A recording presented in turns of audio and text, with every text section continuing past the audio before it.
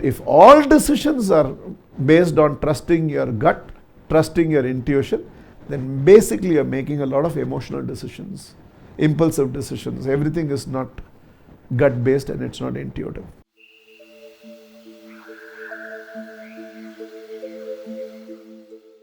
Mathri, my question is, you spoke about decision-making framework.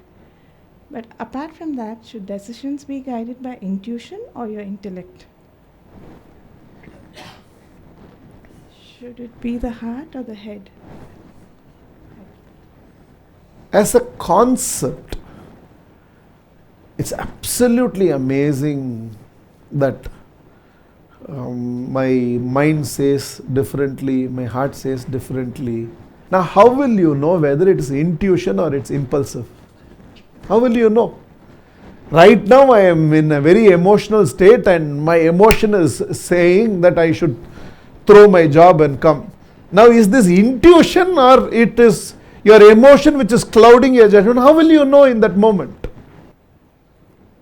I also tell this to a lot of times to an entrepreneur. The intuition of the owner of a business is always right. It's always right. But much later only you realize that was intuitive. At that stage you don't know it's intuitive. But much later you look back and realize. Like how Steve Jobs told all of you, because now everybody uses the word connecting the dots.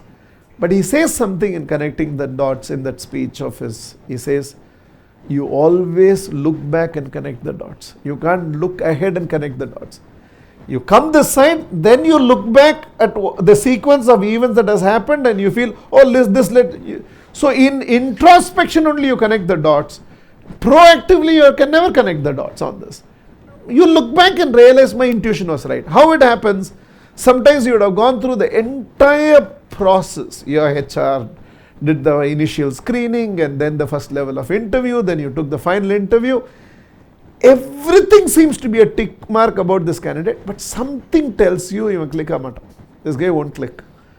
But you will go ahead with the process because you have a process in place. 6 months later, you will realize your intuition was right.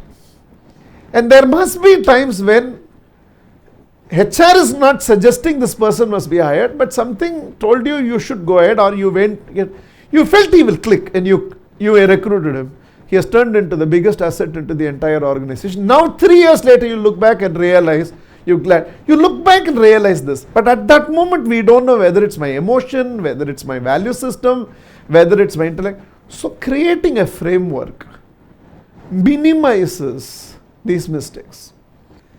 70% of what all of you do, whatever big an entrepreneur you are, whatever high office you are holding, whatever highest position you are holding, from a prime minister's job to a chief minister's job to a chairman's job to a CEO's job, 70% of everything you do repeats on a daily basis. It's a repetition. If that is not systematized, then everything becomes chaotic to you.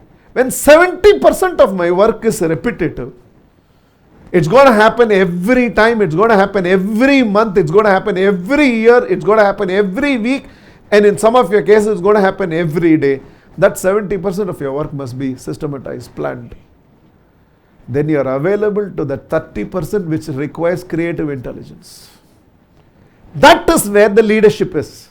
That's where you will have an edge over the market. The edge you will have over everybody else is 70% of your work is planned and the 30% you are ready for surprises. If you have not planned, all 100% becomes a surprise to you. Then there is no way you can produce excellence. Similarly, if I have a very clear decision framework, you will find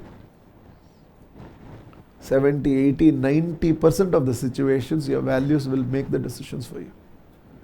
Then like that 90% of your decision is within the decision framework, 10% there will be an element of surprise, an exceptional situation. Maybe till now you are doing like this, but right now you are asking yourself this question, can I do differently? I don't want to do the way I've always done. I think in this situation I want to handle it differently. That time you will have to trust your gut, you will have to trust your. But if all decisions are based on trusting your gut, trusting your intuition, then basically you're making a lot of emotional decisions, impulsive decisions. Everything is not gut based and it's not intuitive. So everything in life, I'll put it this way, 70, 80, 90 percentages vary, but 70, 80, 90% of life is logical. You must be prepared for it even before you face it. It's called discipline. A decision framework is a discipline. How I'm going to handle certain situations is a discipline.